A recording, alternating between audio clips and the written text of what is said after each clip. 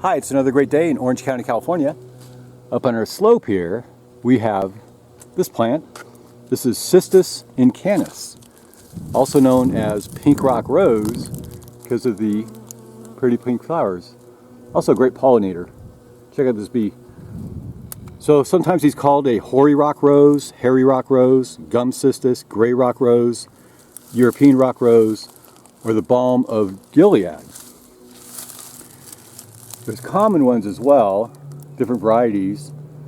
One's called the purple flowered rock rose with the little dots in the center, and that's called Cistus purpureus. There's a deep hybrid purple called sunset or magenta rock rose.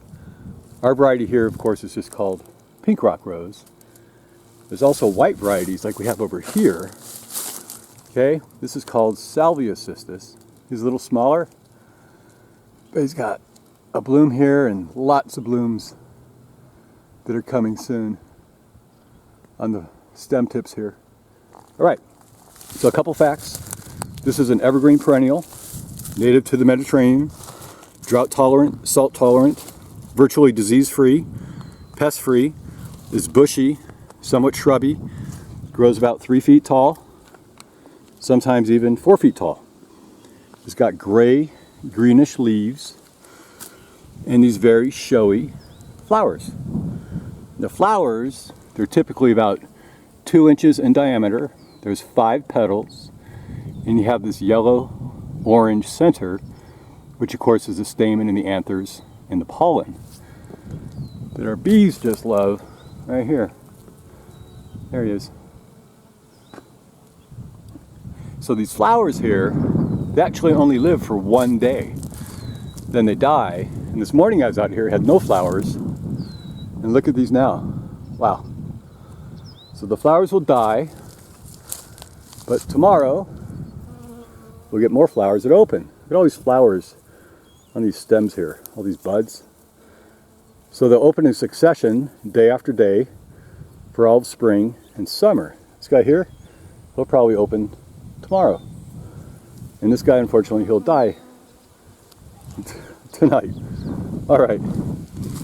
So the leaves, they're wavy edged. There's a leaf here. They're a little ovate shaped, a little wavy. They're a little bit soft and fuzzy. All right. And they're turned kind of like a little bit outward as well. And some are more lance shaped, like this one, and some are more ovate shaped, like this one here. Okay, what else about this plant? Well, if you want to grow it at home, these guys are super heat hardy, and they can tolerate temperatures down to 10 degrees Fahrenheit. They prefer dry, sandy, rocky soils. Make sure it's well draining though, okay?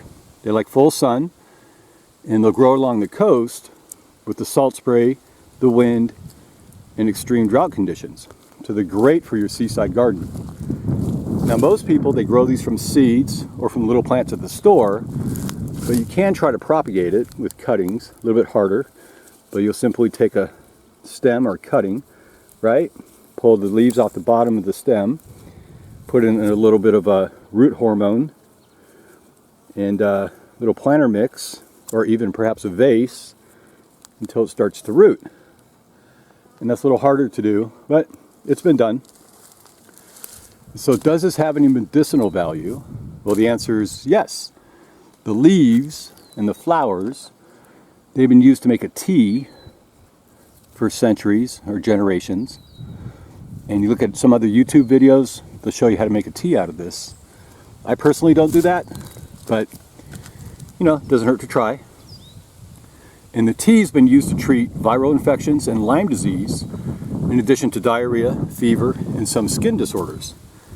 It also has antispasmodic, anti-inflammatory, and antimicrobial agents. So here's our little flower here.